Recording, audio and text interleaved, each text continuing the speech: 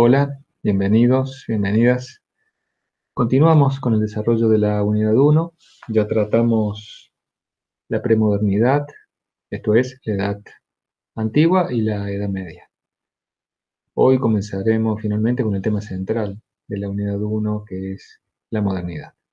Lo primero que quisiera hacer es introducirlos en el tema, contándoles acerca de algunos de los aspectos fundamentales que pintan el espíritu moderno. Y voy a comenzar contándoles que en la modernidad se produce una ruptura con la idea de un principio trascendente de ordenamiento de la sociedad. Recordarán ustedes que en la antigüedad y luego en la Edad Media se concebía que el poder de los emperadores, del rey, de los señores feudales provenía directamente de Dios. De manera que el orden social, en definitiva, era un orden impuesto por Dios a través de sus gobernantes. Esta idea termina completamente en la modernidad. Acá se concibe a un hombre, cuando digo hombre, mujer, humanidad, autónomo, libre, eh, con la responsabilidad de organizar la convivencia. De esta manera, entonces, ese rol integrador que tenía la religión en los siglos previos pasa ahora en la modernidad a la política. Es decir, se cambia un orden recibido por un orden producido por el hombre. Otro aspecto importante es que en la modernidad se da una ilimitada confianza en la razón como fuente de conocimiento. La razón, no la fe. Y el conocimiento al servicio del progreso. En la modernidad se constituye la idea de la historia como progreso, es decir, la idea de que los pueblos evolucionan hacia un mejor vivir. Esta idea de progreso es moderna. En la antigüedad, en la Edad Media, la vida era lo que se vivía. Es decir, reinaba el statu quo, a nadie se le ocurría pensar en un futuro donde se progresara, donde cambiaran las cosas. Es una idea moderna. Esta idea de progreso nos lleva a la idea de felicidad. Yo les comentaba cómo en la Edad Media la felicidad se asociaba al más allá. Debíamos tener una vida virtuosa en la tierra para ganarnos la felicidad, ganarnos el cielo. Acá en la modernidad se reclama la felicidad en la tierra, la felicidad como derecho ahora. Finalmente también quiero contarles que eh, el hombre, la mujer de la modernidad llega un momento que tiene conciencia de la ruptura con el pasado, de que está viviendo una nueva era. Y esto asociado a la posibilidad de construir un mundo nuevo. Entonces, esta idea de una nueva era y de la construcción de un nuevo mundo, ligado, relacionado con la idea de progreso, lleva a concebir el presente como un cambio permanente, una dinámica de cambio permanente. Bueno, estos son algunos de los aspectos, como les decía, que nos ilustran acerca de este espíritu moderno. Lo que vamos a hacer nosotros ahora es tomar los distintos periodos de la modernidad, rescatar brevemente también aquí algunos de los aspectos, hechos más importantes en el sentido que nos van mostrando de qué manera se va transitando en un cambio de mentalidad medieval hacia una mentalidad moderna. Y vamos a comenzar con el siglo XV y el siglo XVI. Yo les comentaba a ustedes que el hito que se toma eh, como indicador de un cambio de época es el descubrimiento de América. Allí se considera que inicia la modernidad. El descubrimiento de América es en 1492, fines del siglo XV. Pues bien, nosotros vamos a tomar este periodo siglo XV, siglo XVI como un periodo de transición hacia una plena modernidad. Entonces, eh, el siglo XV y XVI es el periodo del Renacimiento. ¿Sí? El Renacimiento es un movimiento cultural que nació en Italia, concretamente en Florencia en el siglo XV, y estuvo inspirado en el humanismo. El humanismo es un movimiento intelectual, filosófico, que también nace en Italia en el siglo XV, y para decirlo brevemente, la perspectiva del humanismo es antropocéntrica, es decir, coloca al hombre en el centro y como la medida de todas las cosas, eh, lo cual lo diferencia claramente de la perspectiva teocéntrica. Teo es Dios, que pone a Dios en el centro de todas las cosas, que es la perspectiva medieval. Pues bien, el Renacimiento se inspira, como decimos, en el humanismo, y se le llama así Renacimiento porque rescata elementos de la cultura clásica greco-romana, digo clásica, de la antigüedad.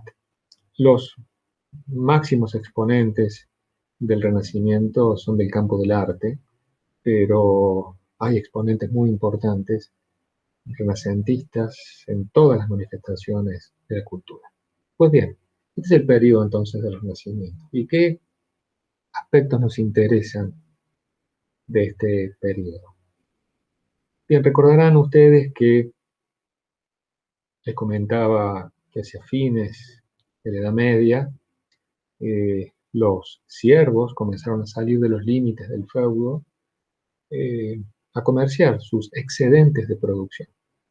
Y fueron instalándose paulatinamente a la vera de los caminos, en los cruces de los caminos, alrededor de grandes ciudades, y constituyendo de este modo asentamientos, comunidades que se fueron consolidando y constituyendo barrios llamados burgos, donde vivían estos comerciantes.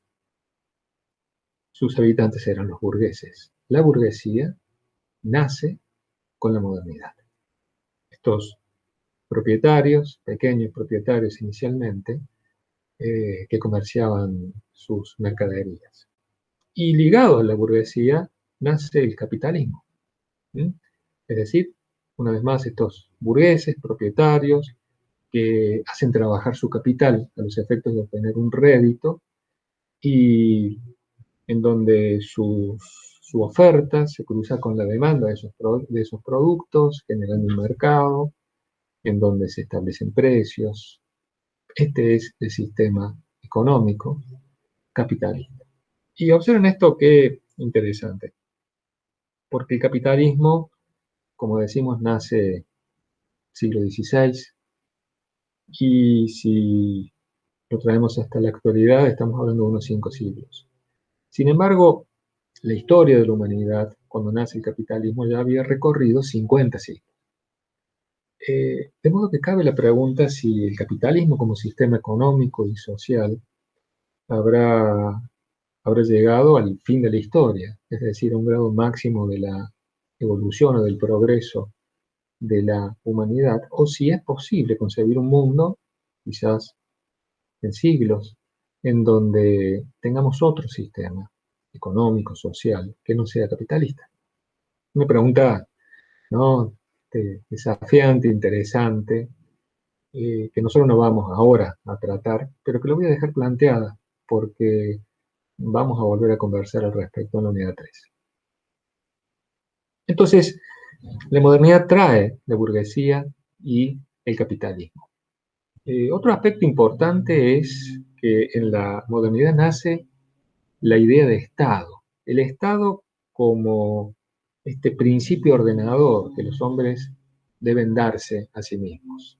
El Estado tiene un territorio bien delimitado, tiene un sistema de administración, un sistema jurídico propio, un sistema de autoridad, un ejército propio, y de este modo entonces se constituyen los estados, estados-nación modernos. Primeros, España, Portugal, Inglaterra, Francia. Bueno, no fueron estados como los conocemos ahora, ¿no? Estados democráticos. Los primeros estados eran llamadas monarquías, monarquías autoritarias, e incluso convivían con algunas de las monarquías de la época medieval, hasta que en el siglo XVII se constituyen en monarquías absolutas. Este sistema de Estado, la forma de Estado, bueno, se extendió hasta la Revolución Francesa en 1789, cuando comienza a instituirse un nuevo orden político, social, como vamos a ver. La idea de Estado entonces es moderna. Se dan también una serie de cambios tecnológicos en la modernidad, relacionados con la guerra, relacionados con la navegación, como la brújula, la pólvora, las carabelas, estas embarcaciones, que sin ningún lugar a duda dieron posibilidades a Europa de expandir sus límites, ¿no? De expandir su territorio en colonias, por ejemplo, la conquista y colonización de América. Otro hecho importante de, de este periodo que estamos analizando es la llamada reforma, la reforma de Martín Lutero, año 1517. En ese momento Martín Lutero era un joven fraile alemán, tenía 34 años, y lo que hace es manifestarse públicamente en contra de muchas de las prácticas de la Iglesia Católica. Por ejemplo, él estaba en contra de las indulgencias. Las indulgencias era una importante institución de la Iglesia Católica. ¿Cómo funcionaban las indulgencias? Bueno, ustedes saben que la Iglesia Católica distintos tipos de pecados reconoce y asociado a los pecados está la confesión, donde un sacerdote absuelve de los pecados, pero a cambio de una penitencia. Las penitencias en la Edad Media eran severas. Quienes practican hoy la religión saben que posiblemente haya que rezar Padre Nuestro, Ave María, pero aquellas penitencias eran mucho más gravosas.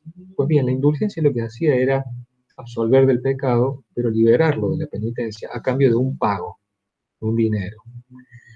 Eh, Esto se transformó en una especie de negocio, una fuente de ingresos para la iglesia, de mucho dinero, y eh, Martín Lutero estaba completamente en contra de esta práctica. También Martín Lutero estaba en contra de la práctica de la interpretación de la Biblia. Los únicos autorizados a interpretar la Biblia, la palabra de Dios, era la iglesia. Lo que propiciaba, proponía Lutero era que la Biblia podía ser leída, interpretada por el fiel, por el creyente, de acuerdo a su entender, ¿no? En libertad, en autonomía, lo cual estaba mucho más ligado al espíritu moderno que a ese espíritu fundamentalista, dogmático, dirigista de la Edad Media. La reforma dio origen a una contrarreforma católica, pero que vino bastante tarde, en 1545, y cuando dio inicio el Concilio de Trento. En esta contrarreforma se toman medidas tales como abolir las indulgencias, por ejemplo, pero bueno, ya era un poco tarde en algún sentido. Por ejemplo, Inglaterra, Alemania del Norte, ya se habían transformado el protestantismo, inspirado en la Reforma como religión, y ya no regresaron al catolicismo. Finalmente quiero presentarles, eh, dentro de este periodo que estamos analizando, dos obras, dos libros. Son antecedentes muy importantes. Les voy a dar su nombre en latín. El primero de ellos se denomina De Humani Corporis Fabrica, que significa la estructura o sobre la estructura del cuerpo humano. Su autor es Andrés Vesalio. Es una obra monumental, tiene 7 tomos, 700 páginas, está poblado de ilustraciones sobre el cuerpo humano y el interior del cuerpo humano. Por esta razón se lo considera Vesalio el padre de la anatomía. ¿Qué nos interesa de esta obra de Vesalio? Bueno, dos cosas. Nos interesa, en primer lugar, que pone de manifiesto que la observación como método para recabar datos de la realidad es muy importante en la generación de conocimiento.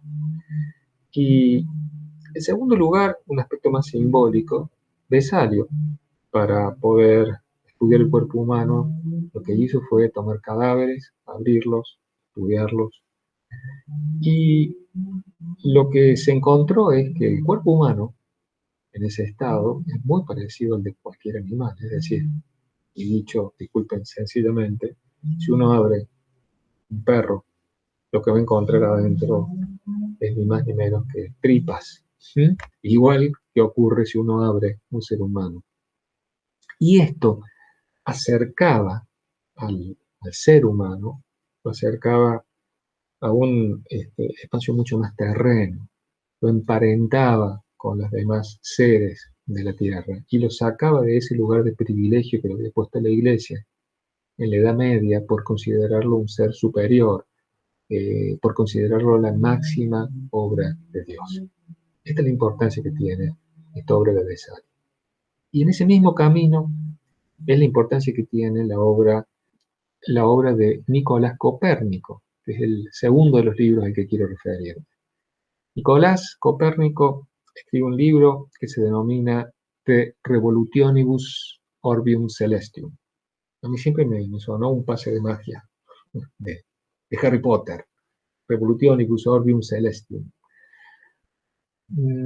Pero no tiene nada que ver. Su significado es sobre las revoluciones o giros u órbitas de los cuerpos celestes. Y lo que hace Copérnico es presentar su teoría heliocéntrica, es decir, eh, considera que la Tierra es un planeta que gira alrededor del Sol.